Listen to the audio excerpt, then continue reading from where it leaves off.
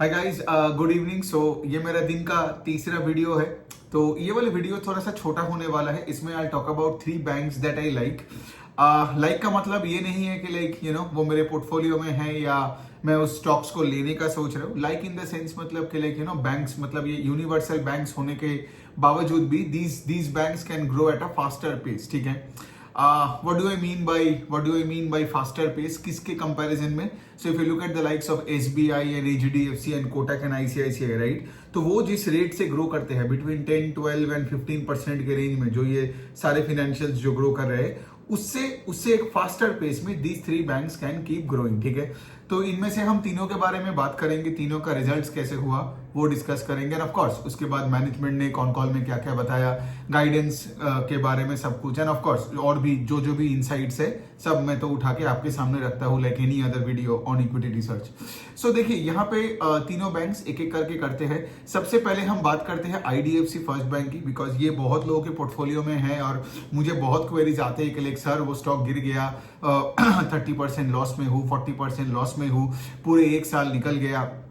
और पता है आपके साथ क्यों होता है? बिकॉज आप जब कोई भी एक स्टॉक को खरीदते हो, आप उस धंधे को ट्रैक नहीं करते हो। लोगों का हैबिट ही नहीं है कि ट्रैक करके उसमें पोजीशन बिल्ड करना या काटने का।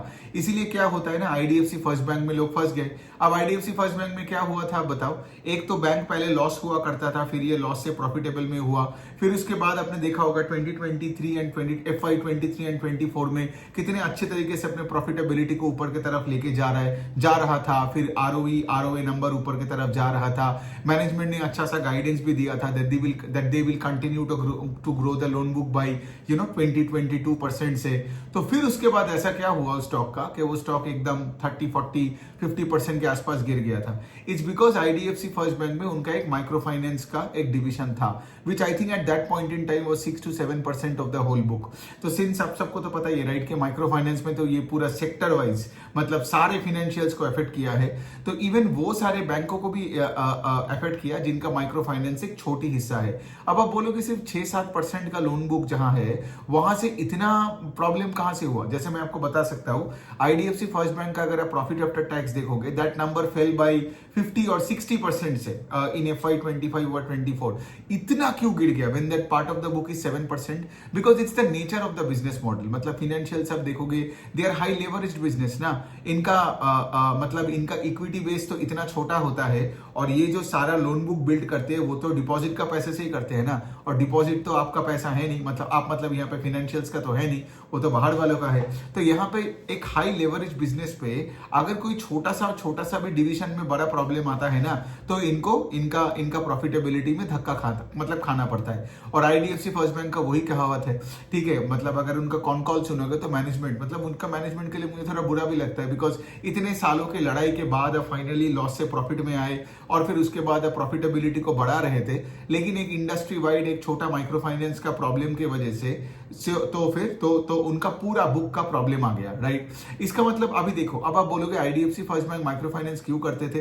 देखो, नॉट बिकॉज कि उनको माइक्रो फाइनेंस में बहुत स्केल अप करना था, बट उनका होता है ना कोई भी फाइनेंशियल का प्रायोरिटी सेक्टर लेंडिंग नॉर्म्स होते हैं। सो IDFC first bank micro finance lending इसलिए करते थे बिकॉज वो PSL नॉर्म्स भी क्लियर हो जाता था, और उसके साथ साथ जो MFI लोन्स का तो हाई यील्डिंग लोन होता ही है ना, तो उससे तुम्हारा नेट इंटरेस्ट मार्जिन का ग्रोथ हाई होता है, तुम्हारा यील्ड स्प्रेड बढ़ता है, तो सब कुछ सही हो रहा था। लेकिन अनफॉर्चुनेटली उनका इतने सारे सालों का मतलब अच्छे काम इसलिए भी बोल सकता हूँ बिकॉज IDFC फर्स्ट बैंक का अगर आप देखोगे उन्होंने कितने अच्छे रेट से अपने डिपॉजिट बुक को ग्रो किया है ना। बिकॉज उनका अभी कासा फ्रेंचाइज भी आप देखोगे तो 48% ऑफ डिपॉजिट्स उनका कासा है, and deposits have grown at a much faster pace than any other players in the industry. So it's no mean feat कि तुमने डिपॉजिट, बिकॉज कोई भी आप देखोगे you have to be a good financial to grow the deposit book. तो इन्होंने वो सब कुछ सही किया, लेकिन because of this stupid micro finance का इशू आप देखोगे कि लाइक उनका प्रॉफिटेबिलिटी, ROE सारे नंबर्स, बीच में तो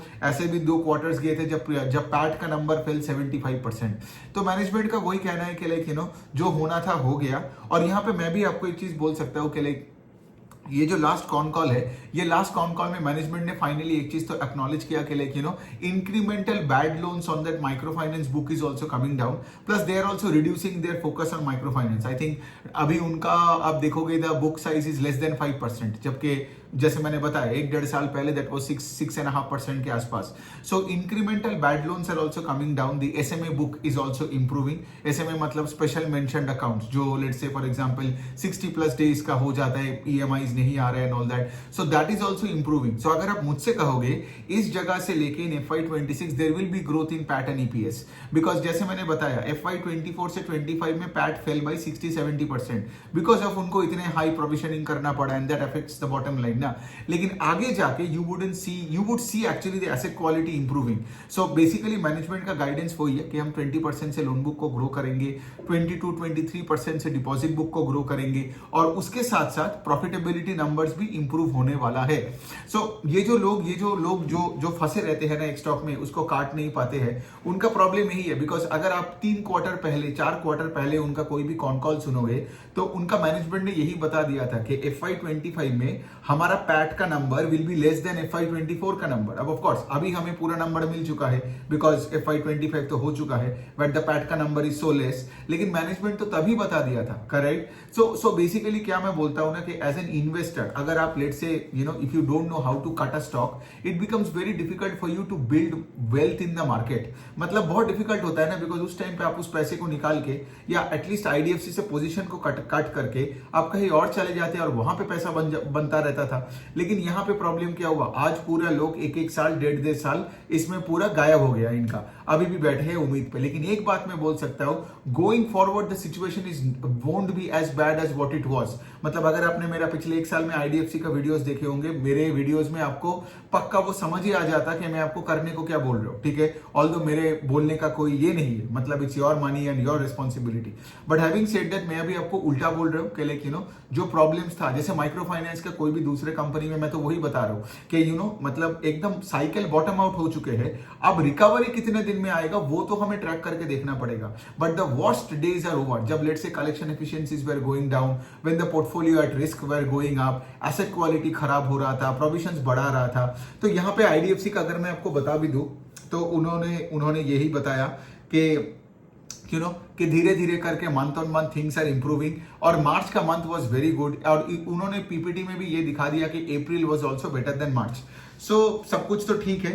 और अभी उन्होंने ये भी बताया कि ये जो माइक्रो फाइनेंस का जब प्रॉब्लम चालू होने से पहले जो सिचुएशन था, आज वही सिचुएशन में हम वापस आ गए. मतलब क्या, सिचुएशन अच्छा था, फिर उसके बाद खराब हुआ और मैनेजमेंट अब बता रहे कि Q4 of I think FY24, तो वहां पे जो सिचुएशन था, तो वहां पे जो अच्छा एसेट क्वालिटी था before the entire thing went south, तो वहां पे आज एसेट क्वालिटी वापस आ चुका है.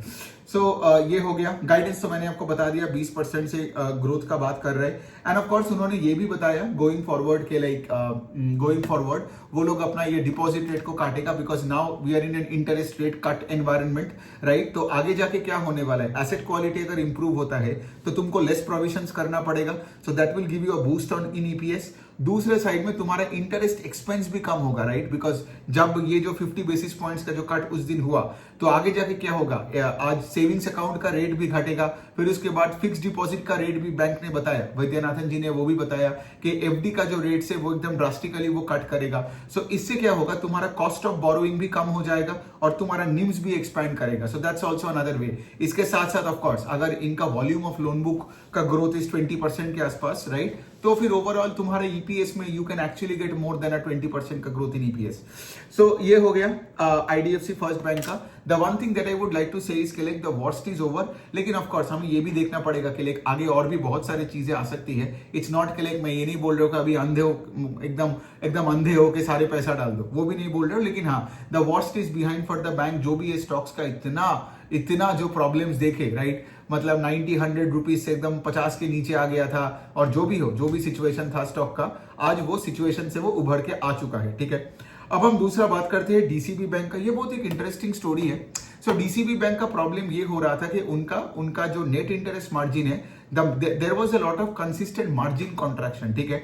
मतलब पहले उनका निम्स कुछ 3.5% के ऊपर होता था, ये गिरते गिरते 3% के आसपास आ गया, राइट. बिकॉज एक तरफ तो तुम्हारा cost of boring was going up और दूसरी तरफ ये लोग ये home loans, prime home loans देते थे, जहां पे इतने कंपटीशन की वजह से ये लोग अपनी यील्ड्स बढ़ा नहीं पा रहे, मतलब पा नहीं रहे थे. तो as a result of which क्या था, इनका net interest margin was coming down. और सोचो ना, अगर आपका निम्स का परसेंटेज इज कमिंग डाउन तो EPS, ROE इन सब में इफेक्ट हो रहा था. था और शेयर होल्डर उतना पैसा नहीं बना रहा था। इवन अब ये देखोगे स्टॉक आज भी ना मतलब बुक वैल्यू के नीचे पड़ा है, लेकिन there are some structural changes जो बिजनेस में हुआ।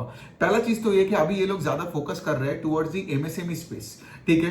तो जैसे होम लोन और लैप होते हैं, लैप मतलब यहाँ पे वही आपका होम लोन है, आपका कोलैटरल, और उसमें आप लेट से बिजनेस लोन दे रहे हो, तो एमएसएमई लोन्स बोलते हैं ना। तो यहाँ पे ये लोग क्या कर रहे हैं, प्रोडक्ट मिक्स चेंज कर रहे हैं। So DCB bank is focusing more on giving MSME loans और the LAP loans than the home loans. और लैप लोन से क्या होगा, आपका 1.5 to 2 परसेंटेज पॉइंट का यील्ड भी बढ़ेगा।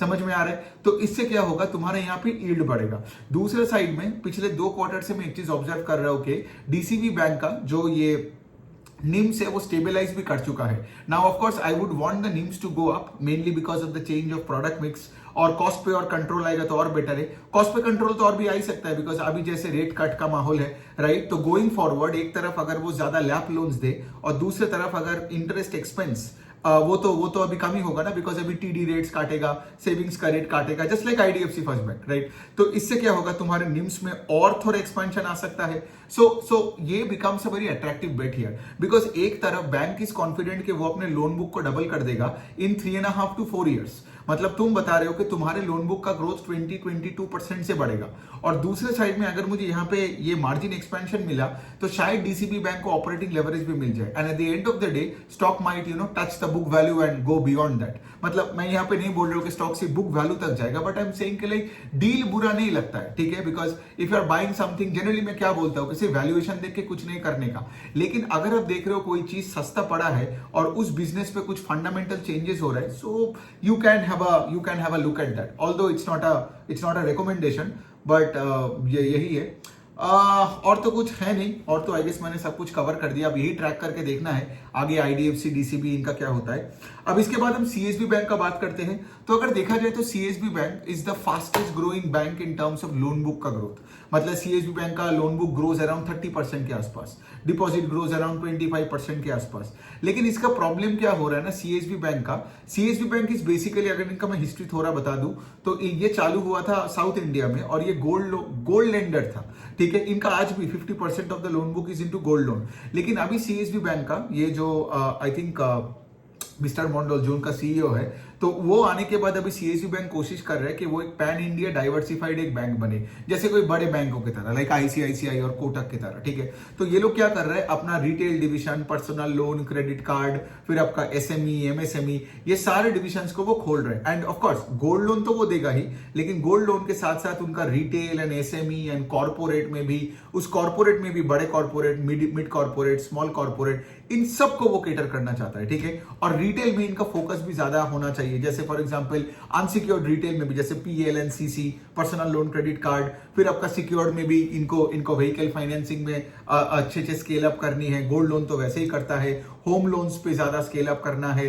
सो the point is they are trying to become an universal bank. अब ये सुन के तो अच्छा ही लगता है, and this bank has been growing at 25-30% consistently, मतलब जब से मैं इसको ट्रैक किए जा रहा हूं। लेकिन द प्रॉब्लम क्या हो रहा है ना, एक तो आप देख सकते हो कि लाइक हम लोग एक राइजिंग कॉस्ट ऑफ बोरोइंग वाले एनवायरनमेंट में था, तो उससे इनका निम्स घटे जा रहा था। दूसरे साइड जब कोई इतने सारे नया डिविजन्स खोल रहे हैं, नया ज्योग्राफीज में जा रहे हैं, तो वहां भी तो आपको बहुत सारा अपफ्रंट खर्चा लेना पड़ता है ना, branches, technology, man power and all that, right. तो इससे क्या हो रहा है, तुम्हारा ऑपरेटिंग एक्सपेंसेस भी बहुत तगड़ा रेट से ग्रो कर रहा है। तो ओवरऑल क्या हो रहा है, इस बिजनेस पे तुम्हें ईपीएस में हार्डली कोई ग्रोथ मिलता है। जैसे FY25 ओवर 24 में I think PAT only grew by 4-5% से, जबकि लोन बुक ग्रू अराउंड 30%।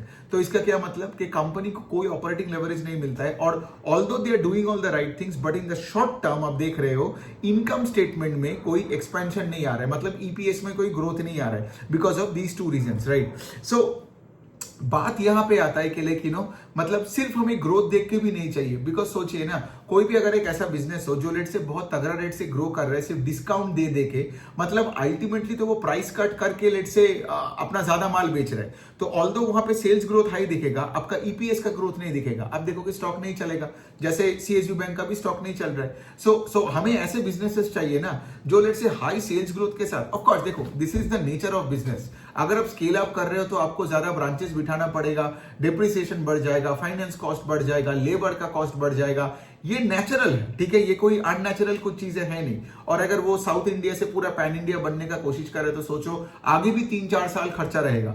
लेकिन हैविंग सेड दैट मैं आपको यही सिखा रहा हूं कि स्टॉक मार्केट में होता क्या है, ठीक है। तो अगर स्टॉक मार्केट में लोग देखते हैं कि लाइक ये फिनेंशियल में ऑल्दो लोन बुक का ग्रोथ है लेकिन आपका ईपीएस में ग्रोथ नहीं है, सो डिफिकल्ट है। और जैसे यहाँ पे मैं देख सकता हूँ कि इनका आरओई का नंबर भी नीचे की तरफ जा रहा है। इनका भी जैसे निम्स का I think net interest margin CSB bank का पिछले 3-4 क्वार्टर से नीचे की तरफ ही आ रहा है। सो इससे क्या होता है ना, स्टॉक पे प्रेशर बनी रहती है although the company is growing at 29-30% से। सो यही है बात, आप देख सकते हो कि आईडीएफसी फर्स्ट बैंक में ऑल्दो दे आर 20%-25% के रेंज का growth engine, but because of the micro finance का पार्ट ऑफ द बुक उन्होंने बहुत झंझट झेला। बट आई फील, और नॉट आई फील, आप खुद ही कॉन कॉल पढ़ के देख सकते हो, मैनेजमेंट ही खुद बता रहे हैं कि like going forward the problems won't be as much as what it was in FY25। फिर सीएसबी और डीसीबी बैंक का वही है, growth rate is high in terms of loan book and deposit, लेकिन वही है उनको मार्जिन पे मोर कंट्रोल लाना पड़ेगा, ठीक है। डीसीबी बहुत सस्ता है, मतलब डीसीबी का जैसे price to book is less than 0.7-0.8 के आसपास होगा। सीएसबी बैंक उतना सस्ता नहीं है, but then having said that it's a very good bank. और कोई भी अगर कोशिश कर रहा है कि लाइक ओके मैं एक रीजनल बैंक से मैं पैन इंडिया बनने का कोशिश करूंगा तो उसको तो खर्चा उठाना ही पड़ेगा ना फ्रंट, और इस तरीके से तो हम अपने अकाउंट्स करते हैं। सो यही है, ये तीनों बैंक मुझे अच्छा लगता है, मतलब तीनों के तीनों मेरे पोर्टफोलियो में नहीं है। मैं अब आप मुझे बोलोगे ये मतलब सॉरी तीनों के तीनों में एक है, आई एम सॉरी, लेकिन मेरे पास वो डीसीबी बैंक है। तो चलो एक डिस्क्लोजर है, डीसीबी बैंक को मैंने ज्यादा पहले ही लिया, मतलब ज्यादा पहले मतलब ये आपका 2-3 महीने ही होगा, उससे 2-3 महीने से मैं डीसीबी बैंक ले रहा हूँ। Q4 का नंबर्स देखा और जब देखा कि चलो ठीक है भाई, मतलब देखो कोई रिकमेंडेशन नहीं है।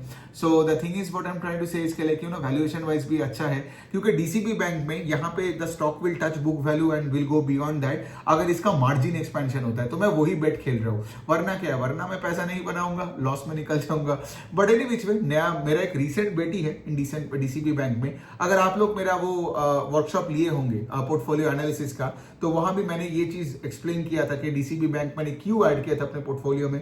सो एनी विच में अगर आपने नहीं लिए तो वर्कशॉप ले लेना, आपको समझ में आनी चाहिए कि हर स्टॉक के साथ आपको करनी क्या होती है when you are tracking businesses, कैसे कैसे आपको ट्रैक करनी है। उसके लिए तो मैंने 2 और वर्कशॉप बना के छोड़ा है, financial sector workshop and investment checklist, और फिर कैसे ट्रैक करके how can you change positions, उसका भी सॉल्यूशन के लिए ये हमने पोर्टफोलियो एनालिसिस का वर्कशॉप बनाया लास्ट सैटरडे को, तो उसका रिकॉर्डिंग ले लेना। सो यही बात है। अब डीसीबी बैंक मेरे पास है, अब ऑफ कोर्स मैं ऐसा भी नहीं है कि मैं बहुत ज्यादा एलोकेशन से चालू कर सकता हूँ, but also on the other hand जितना अच्छा रिजल्ट करता रहेगा, अगर मैं देखता हूँ कि निम्स 3.5% के आसपास जा रहा है तो मैं और ऐड करता रहूंगा, वरना वही मेरा तो पैसा डालना बंद हो जाएगा यहाँ पे। और आईडीएफसी फर्स्ट बैंक का तो देखिए, आईडीएफसी फर्स्ट बैंक का प्रॉब्लम यही है कि लाइक देखो the point is I can get into IDFC first bank और शायद मैं कुछ पैसा भी बना लूं, बट मेरे पास 2-3 ऐसे फिनेंशियल है, आई थिंक 3 एनबीएफसी ऐसे है, एक अफोर्डेबल हाउसिंग का है और 2 आपका एमएसएमई लेंडिंग का है, ठीक है। तो वो तीनों के तीनों और ग्रोइंग अराउंड 30%, 2 30% से ग्रो कर रहा है, एक 35% से ग्रो कर रहा है। तो मैं आईडीएफसी फर्स्ट बैंक को मैं मतलब एक 20% के इंजन को मैं कैसे लाऊं। और यहाँ पे आप बोल सकते हो तो फिर तुमने डीसीबी बैंक क्यों ऐड किया, बिकॉज डीसीबी बैंक में मुझे एक वैल्यूएशन का सपोर्ट भी मिला, मतलब वो बुक वैल्यू के नीचे पड़ा है, जैसे मैंने बोला 0.6-0.7 टाइम्स बुक में है, तो मुझे लगा वहां पे एक वैल्यूएशन सपोर्ट है। चलो फिर भी I can tell you I always look at growth over valuation. तो डीसीबी बैंक मेरे पोर्टफोलियो के एकदम नीचे है, बाकी तीनों स्पेशली द फर्स्ट 2 नेम्स तो एकदम बहुत ही ऊपर है, फिर उसके बाद एक थर्ड नाम आता है और फिर डीसीबी बैंक आता है। सो डीसीबी बैंक मुझे कभी 30-35% का ग्रोथ देगा नहीं, ठीक है, I know that right, and I know कि लाइक उसके वजह से शायद कभी स्टॉक को प्राइस टू बुक ऑफ 3-4 कभी ना मिले, लेकिन वही वाला पॉइंट है, अगर 0.7 से 1.4 भी होता है तो I make some money. So any which way ये हो गया। और सीएसबी बैंक का वही है, मुझे अच्छा लगता है बैंक, बट जब तक इनका कोई मार्जिन पे कंट्रोल नहीं आता है, it will be difficult for CSB bank to make money for it shareholders. तो ऑन दैट नोट यही है, आपका अगर कोई डाउट होता है तो ऑफकोर्स आप नीचे कमेंट सेक्शन में मुझे लिख सकते हो। Thank you so much.